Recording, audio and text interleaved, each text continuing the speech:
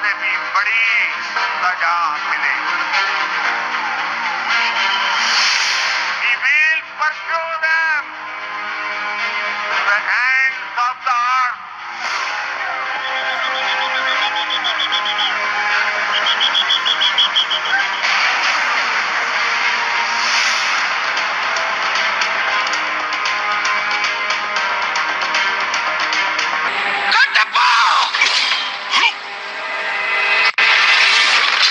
వీళ్ళ తిరుగుబాటుతో మాహిష్మతికి మకిలి పట్టింది. రక్తంతో కడిగి पाकिस्तान के भी बड़े बड़े हिस्से गजा बन जाएंगे. माय गॉड बनेंगे. अब रोना नहीं, बताया था तुम लोगों को, बहुत अच्छी तरह बताया था. भारत ने पाकिस्तान के खिलाफ 7 बड़े इकदामात का ऐलान कर दिया है. जंग का मुंह खुल चुका है. इंडिया जंग का बाकायदा से ऐलान कर चुका है और ये पूरा खित्ता इस वक्त जंग के जद में आने वाला है और ये पूरा खित्ता इस वक्त जो जंग के बादल है वो मंडला रहे हैं. सूरत इंतहाई खौफनाक हो चुकी है. पाकिस्तान के भी बड़े बड़े हिस्से गजा बन जाएंगे. माय गॉड बनेंगे. अब रोना नहीं, बताया था तुम लोगों को, बहुत अच्छी तरह बताया था. तबाह बर्बाद कर दिया. पाकिस्तान की तरफ से बयान आना चाहिए था कि हमारा किसी किस्म का कोई ताल्लुक नहीं है. भारत छाया हुआ है नैरेटिव की वॉर में. क्यों इन्होंने पाकिस्तान में एक्स बंद किया हुआ है? सबसे पहले इस वीडियो के शुरू में ये दरखास्त होगी पाकिस्तानी हुकूमत से, इस ट्विटर को खोलो. यानी इंडिया ने आग लगाई हुई है, इंडिया ने पूरी दुनिया में जिरका लगाया हुआ है. वो आपके ऊपर इल्जामात की बौछार कर रहा है, पाकिस्तान को वल्नरेबल कर गया है, वो जंग का ऐलान कर गया, लेकिन हमारा ट्विटर ही बंद है. थोड़ा सा हमें मौका और दे दे कि ये जंग अभी शुरू ना हो जाए. भारतीय रॉ का रिटायर्ड मेजर गौरव आर्या कहता है कि पहले तुम्हें भूख से मारा था, अब प्यास से मारेंगे और फिर मांगो जाके कटोरा लेके भीख मांगो. तौबा इस्तगफार, तौबा तौबा तौबा. ये अगर पानी इंडिया रोकता है ज़ाहिर जिसका वो ऐलान कर चुका है, तो पाकिस्तान में एक खौफनाक किस्म का कहर पड़. వీడియో స్టార్ట్ చేసే ముందు ఫస్ట్ మోడీ గారికి దండేసి దండం పెట్టాలా, దాంతోపాటు పాదాభివందనం చేస్తే తప్పు లేదు. ఎందుకంటే ఆయన తీసుకున్న స్టెప్స్ రియల్లీ డ్రాస్టిక్ స్టెప్స్ అనమాట. ఏ లెవెల్లో ఉన్నాయంటే నాకైతే రియల్లీ చెప్పాలంటే ఒక రకమైన సాటిస్ఫాక్షన్ లెవెల్ అని వస్తుంది. ఎందుకంటే మనం ఎప్పుడన్నా నేను మొన్న పెట్టిన వీడియోకి చాలా డిసప్పాయింట్మెంట్. ఎందుకంటే అబ్బా ఒక్కసారి ఒక పర్టికులర్ ఇన్సిడెంట్ జరిగినప్పుడు ఆ ఫీలింగ్ ఉంటుంది అబ్బా మనకి. ఒక ఇంట్లో ఒక ఇష్యూ జరిగింది, చుట్టుపక్కల వాళ్ళతో ఇష్యూ జరిగినప్పుడు ఇంటి పెద్ద ఏమంటాడంటే సైలెంట్గా ఉండు, టైం వస్తుంది, టైం వచ్చినప్పుడు చూద్దాము అని చెప్పేసి అన్నప్పుడు మనకు కొంచెం ఆక్రోషం అనేది వస్తుంది ఇంటర్నల్గా. ఎందుకంటే మనం యంగ్ బ్లడ్ అని అనుకున్నా కానీ ఒక ఆక్రోషం అనేది వస్తుంది. ఏం చేయలేకపోతున్నాం మన ఇంటి పెద్ద అని చెప్పేసి మనం ఫీల్ అవుతుంటాం. కానీ ఇప్పుడు ఆ ఇంటి పెద్ద కొట్టే దెబ్బ ఎట్లుందంటే సావు దెబ్బద కొట్టినాడు. ఆల్మోస్ట్ సగం సచ్చినట్టే ఉన్నారు ఇప్పుడు వాళ్ళు. అట్లా జరుగుతుంది పరిస్థితి. ఎట్లా అంటే మీరు చూస్తున్నారు కదా, ఇండస్ వ్యాలీది మొత్తం వాటర్ సప్లై కట్ చేయగానే ఆటోమేటిక్లీ వాళ్ళు కుక్క సావడం మాత్రం 100% ఫర్ షూర్. तो भारत ने हमारी बेसिकली शहरक पकड़ ली है यहाँ से. अब हमारा बड़ा तगड़ा जवाब आना चाहिए. पानी के ऊपर ही अगली लड़ाइयां होनी है मुस्तकबिल में. अगर कोई ये कहता जी कि सिंतास मुआहदा कोई अहमियत नहीं रखता, यही भारत और पाकिस्तान के दरमियान मेन चीज है. और अगली लड़ाई अगर हुई इसी चीज पर होगी, पानी के ऊपर, वरना डायरेक्ट और कन्फ्रंटेशन होती नजर नहीं आ रही. पाकिस्तान के जो मैं मीडिया में एनालिस्ट को देख रहा हूँ, बहुत बड़ी तादाद अभी भी गुलाम ये समझाने की कोशिश कर रहे हैं कौम को कि इंडिया कोई काइनेटिक ऑपरेशन नहीं करेगा, वो सिर्फ डिप्लोमेटिक प्रेशर डालेगा, वो शोर शराबा करेगा, मीडिया पे जंग होगी, इंफॉर्मेशन वॉर होगी, वो पाकिस्तान पे सैंक्शंस लगवाने की कोशिश करेगा. इसके अलावा कुछ भी नहीं होगा. इंटरनेशनल सपोर्ट इनके पास, तमाम बड़ी बड़ी पावर्स की सपोर्ट इनके साथ मौजूद है. चाइना कि जी आपने क्यों बताया कि मोदी हमला करने वाला? कितने अरसे से हम ये बात कर रहे हैं. मजाक ही मेरा इस बात पे उड़ाया जाता है कि जी ये तो गजवा हिंद का इंतजार कर रहे हैं. इन्होंने यूनिलैटरली एकतरफा तौर पर कश्मीर को जम कर लिया. इसी तरह एकतरफा तौर पर ये इंडस वाटर ट्रीटी कैंसिल करके हमारे 5-6 दरियाओं का पानी भी ले जाएंगे. फिर आप क्या करेंगे? कश्मीर पर तो आप खामोश बैठे रहे. जब आपके 6 दरियाओं का पानी भारत ले जाएगा, जो कि उसने डैम बना लिए और 100% पानी रोक सकता है आपका, तो फिर आप क्या करेंगे? जंग तो फिर भी आपको करनी पड़ेगी. अब इंतजार करो, अब तुम्हारी बारी आने वाली है. अब शोर शराबा नहीं करना. पाकिस्तान की तो 60-70% आबादी इंडियन बॉर्डर के साथ साथ रहती है, सिंध से लेकर गिलगित बल्तिस्तान तक. दरिया सिंध के मगरबी किनारे पर तो हमारी कम आबादी है. ये सारी आबादी जो मशरकी साइड पे है दरिया सिंध के, ये सारी की सारी इस जंग में इस पर असर आएगा. इसको हिजरत करनी पड़ेगी. यहाँ पर बमबारी होगी, यहाँ लड़ाई होगी, भारतीय फौजें इधर दाखिल होंगी. उन्होंने हमसे ज्यादा जंगी तैयारी की हुई है, वो हमसे ज्यादा मोटिवेटेड है इस वक्त, ये फैक्ट है. वो हमसे ज्यादा मुत्तहिद हैं, फोकस्ड है पाकिस्तान के खिलाफ जंग करने के लिए. हमारी सियासत कंफ्यूज्ड है, हमारी कौम बिखरी हुई है. ये जंग पाक फौज अकेले नहीं लड़ सकेगी. और इस वक्त पाकिस्तानी कौम की एक बहुत बड़ी तादाद खुद पाकिस्तान और पाक फौज की दुश्मन हो चुकी है. ఎందుకంటే పెంటగన్ అఫీషియల్ కూడా ఒక మాట అన్నాడు, ఏంటంటే పందికి లిప్స్టిక్ పెట్టాగానే పంది అని చెప్పేసి అన్నాడు అనమాట. దాంతోపాటు వేరే కంట్రీస్ వాళ్ళు ఈ యదవానా కొండేగాలకు సపోర్ట్ చేస్తారా అని చెప్పేసి కొంతమంది ఇంకా సెక్యులర్ వాదులు కొన్ని మాటలు మాట్లాడచ్చు. అరే వార్ అనేది మనకు టెర్రరిస్ట్లకి ఇంకా వీళ్ళకి ఉంది, కానీ మనం దాంతో ఈ వాటర్ సప్లై కట్ చేస్తే నార్మల్ కామన్ పీపుల్ ఎఫెక్ట్ అవుతారు. అట్లాంటి శాంతి కబుతాల మాటలు మాట్లాడదు సెక్యులర్ వాదులు.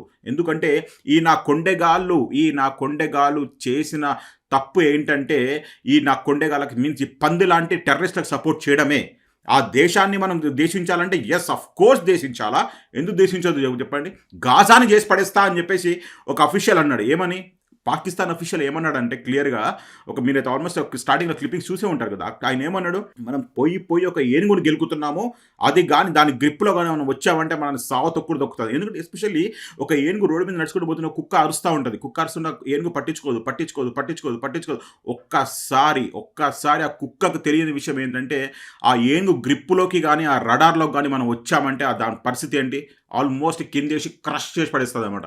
సేమ్ టు సేమ్ ఇప్పుడు పాకిస్తాన్ పరిస్థితి కూడా అట్లనే ఉందనుకుంటా. ఎందుకంటే యూట్యూబర్లు విపరీతంగా, అంటే మీరు పాకిస్తాన్కి సంబంధించిన యూట్యూబర్లు మీరు చూసిన క్లిప్పింగ్స్లలో ఒక రేంజ్లో ఏడుస్తున్నారు. కాలగానంలో చెప్పిన వాటి ఏంటంటే ఫాస్ట్లో బ్రహ్మం గారి కాలగానం మీరు వినుంటే క్లియర్గా చెప్పినారు ఏంటంటే నీటి యుద్ధాలు కంపల్సరీ జరుగుతాయి. వాళ్ళు కూడా క్రిస్టల్ క్లియర్గా పాయింట్అవుట్ చేసేది ఏంటంటే మార్క్ ఇండస్ నుంచి వచ్చే వాటర్ని స్టాప్ చేస్తే ఆల్మోస్ట్ వార్ డిక్లేర్ చేసినట్టే, కానీ మనం కాంప్రమైజ్ అవ్వట్లేదు కదా. ఇప్పుడు ఉన్నది ఎవరిది, మోదీ గారి గవర్నమెంట్. చాలా మంది అంటారు ఎందుకంటే అరే భయ్యా నువ్వేందు మొన్న ఒక వీడియోలో అట్లా మాట్లాడినావు మోదీ గారి గురించి పాయింట్అవుట్ చేసి నేను చెప్పలేదు ఫ్రెండ్. నేనేమన్నా ఒక ఇంట్లో చుట్టుపక్కల వాళ్ళతో ప్రాబ్లం వచ్చినప్పుడు ఒక ఇంటి పెద్ద ఏమంటాడంటే నువ్వు సైలెంట్ గా ఉండు, మన టైం వచ్చినప్పుడు మనం చెప్తాము అన్నది ఆ ఫీలింగ్. ప్రతిసారి ఏంటంటే ఫ్రెండ్స్ సైలెన్స్ ఉన్న వాళ్ళని చాలా మంది అండర్స్టిమేట్ చేస్తూ ఉంటారు. వీడు ఏం చెయ్యలేడు, వీడికి ఇన్కాపబిలిటీ ఎక్కువ కాబట్టి వీడు ఎక్కువ కాన్ఫిడెన్స్ లెవెల్ ఉండదు కాబట్టి సైలెంట్ గా ఉంటాడు, ఎక్కువ మాట్లాడడం అని చెప్పి సైలెన్స్ ఉన్న వాళ్ళని డిస్కరేజ్ చేసినట్టు మీన్స్ డిగ్రేడ్ చేసినట్టు మాట్లాడుతూ ఉంటారు. కానీ ఒక్కసారి వాళ్ళకి తెలియని విషయం ఏంటంటే సైలెన్స్ ఉన్నవాడు ఒక్కసారి బ్రేక్ అయిందని వాడికి నుంచి వచ్చే పవర్ తట్టుకోలేరన్నమాట. ఎవడన్నా కానీ కొట్టుకోపోవాల్సింది అంత ఆ రేంజ్ లో వాడు లోపల లావా అనేది బిల్డప్ చేసుకుంటుంటాడు. సేమ్ టు సేమ్ మన ఇండియా పరిస్థితి కూడా అట్లనే ఉందన్నమాట. ఎందుకంటే చాలా మంది ఇప్పుడు వేరే కంట్రీ వాళ్ళు సపోర్ట్ చేయరా, మన సపోర్ట్ చేయాల్సిన అవసరం లేదు. మనకున్న స్ట్రెంత్ ఏంటంటే మన మ్యాన్ పవర్ ఉన్న స్ట్రెంత్ ఏంటంటే మన కంట్రీకి ఉన్న పాపులేషన్ మన స్ట్రెంత్. యాక్చువల్లీ ప్రతి ఒక్క దేశం ఏంటంటే మనతో గుడ్ రిలేషన్ బుక్స్ ఉండాలని చెప్పి కోరుకుంటుంటారు. లైక్ పాకిస్తాన్ అనుకున్నా, పాకిస్తాన్ ఒక దరిద్రమైన కంట్రీ, దాన్ని ఎవ్వడు ఎక్స్పెక్ట్ చేయడం ఒక పందిలానే ట్రీట్ చేస్తారు. ఎందుకంటే పట్టుకొని వేరే దేశాలపై డాలర్లు అడుకొని వచ్చి బతుకుతున్న కంట్రీ అది, రైట్. ఇప్పుడు ఏంటంటే వేరే దేశాలు పెద్ద కంట్రీలు యుఎస్ గాని అనుకోండి, ఈవెన్ చైనా ఇంక్లూడింగ్ చైనా గానీ ఫ్రాన్స్ గానీ వేరే పెద్ద దేశాలందరూ మనతో గుడ్ రిలేషన్స్ లోనే ఉంటారు. ఎందుకంటే మనము ఉన్న పవర్ ఏంటి, మ్యాన్ పవర్. మన దగ్గర ఉన్న హ్యూజ్ పాపులేషన్ వాళ్ళకి కావాల్సింది. అరే India is a very fast developing country, అది వరల్డ్ బ్యాంక్ చెప్పిన విషయం అది. ఇప్పుడు మనతోని గెలుక్కుంటాడా వీడు? ఇప్పుడు వీళ్ళ పరిస్థితి చూస్తున్నారు కదా, మీరు చూస్తే ఆల్మోస్ట్ న్యూస్ ఛానల్లో చూస్తే ఆల్మోస్ట్ మన వాళ్ళు ప్రిపేర్ చేసి పెట్టుకుని ఉన్నారు మొత్తం గ్రౌండ్ అంతా. ఆ ఎక్స్ అఫీషియల్ పాకిస్తాన్ అఫీషియల్ ఏమంటున్నాడు అంటే క్లియర్ గా వాళ్ళు ఆల్రెడీ ప్రిపేర్ అయ్యి ఉన్నారు, మనం వాళ్ళతో పెట్టుకుంటే కుక్క సాగు వస్తుంది, ఇప్పుడు ఏడుపు మొదలు పెట్టండి, ఏడిపినా మనకి ఏం చెయ్యలేము అన్నట్టు ఆ పరిస్థితి దిగజారిపోయారు. ఎందుకంటే ఫస్ట్ ఆఫ్ ఆల్ ఈ రివర్ వ్యాలీ కట్ చేయడం వల్ల ఆల్మోస్ట్ వాళ్ళు ఏంటంటే అడుకునే స్టేజ్ లో ఉన్నారు. వాళ్ళు తిండికే ఫస్ట్ కొట్టుకొని వస్తుంటారు. ఇప్పుడు నీళ్లు కూడా దొరకకపోతే వాళ్ళు ఏం తాగిపోతారు. వాళ్ళ మీద జాలి పడాలా అంటే పడొద్దు, మనం పడాల్సిన అవసరమే లేదు. ఈ నా కొడుకులకు ఇట్లనే కావాలా, ఎందుకంటే ఈ నా కొడుకులు పాముకి మన పాలు పోసి మననే కాటిస్తారు చూడు, సేమ్ అట్లనే ఉందన్నమాట పరిస్థితి. నా కొడుకు ఈ టెర్రరిస్ట్ నా కొడుకులను అసలు వదలకూడదు. దాంతో పాటు వాళ్ళ నార్మల్ పీపుల్ కి ఎఫెక్ట్ అవ్వాలంటే ఎస్ అఫ్ కోర్స్, ఎందుకంటే గాజాకి పట్టిన గతే ఈ పాకిస్తాన్ కూడా పట్టాలని చెప్పి నేత మనస్ఫూర్తిగా కోరుకుంటా ఉన్నా. ఎందుకు first of all Israel attack చేసినప్పుడు హమాస్ మీద టెర్రరిస్ట్ మీద అటాక్ చేస్తా అని చెప్పేసి చెప్పిన పాయింట్ అది కాదు. వాళ్ళు ఏంది బుల్డోజర్లు వేసుకుంటూ వాళ్ళ ఇంటికి వెళ్ళి తొక్కుకుంటూ పీపుల్ పారిపోయేటట్టు చేసినారు. అంటే అక్కడ ఉన్న జనాలు వాళ్ళ మీద ఎంతో మంది పాలిస్తీన్లు అట్లా పడిపోతున్నారు, ఇట్లా బాధపడుతున్నారు, అది వాడు విన్నాడా? ఇజ్రాయెల్ వాడు విన్నాడా? ఒక్క మాట్లాడు లేదు, నాట్ అట్ ఆల్ పాసిబుల్. మా ఇంటి మీదకి వచ్చి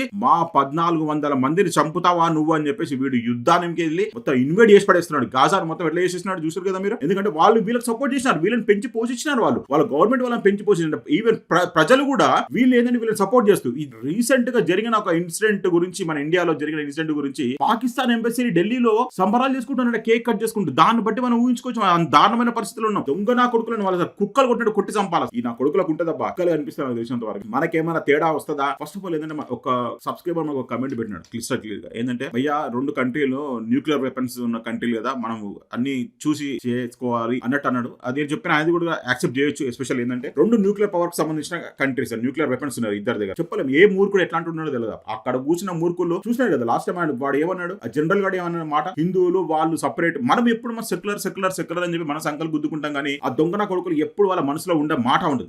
ఈవెన్ మన దగ్గర ఉన్న లోకల్ చెత్త నా కొడుకులు కూడా కొంతమంది ఉన్నారు వాళ్ళకి సపోర్ట్ చేసిన నా కొడుకులు. ఇప్పుడు వాడు ఏం చేసినాడు, నోరు మూసుకొని కూర్చున్నాడు. నీకు తెలుసు కదా ఎవడు నోరు మూసుకొని కూర్చున్నాడు, తెలుసా ఎవడు? తెలుసా కమెంట్ పెట్టడం చూద్దాం. ఏ నా కొడుకు గమ్మున మోసుకొని కూర్చున్నాడు, ఎగిరి పడుతున్నాడు. ఉడతలా ఎగిరితుండే ఇంత ముందు, కప్పలా ఎగిరి పడుతుండే, ఇప్పుడు గన్మున అన్ని మూసుకొని కూర్చున్నాడు. ఎందుకంటే భయం పెట్టాల్సింది, ఈ నా కొడుకులకు భయం పెట్టాల్సింది. సావు భయం అనేది కంపల్సరీ కనబడాలి. పాయింట్ బ్లాంక్ లలో కాల్స్తే ఆ కొడుకులకు తెలుసు ఆ బాధ అనేది. నీ పేరేంటి అని కనుక్కొని చంపుతావారా దొంగ నా కొడుకులారా. ఇప్పుడు సుందర పని నాకు తెలిసినంత వరకు అయితే ఈ మొత్తం సినారియో చూస్తుంటే మాత్రం డెఫినెట్లీ వీళ్ళకైతే ముందుంది ముసల పండుగ అన్నట్టు ఉంది అన్నమాట పరిస్థితి. నార్మల్ గా మా ఏడుస్తారు కాదు, ఒక రేంజ్ లో ఏడుస్తారు.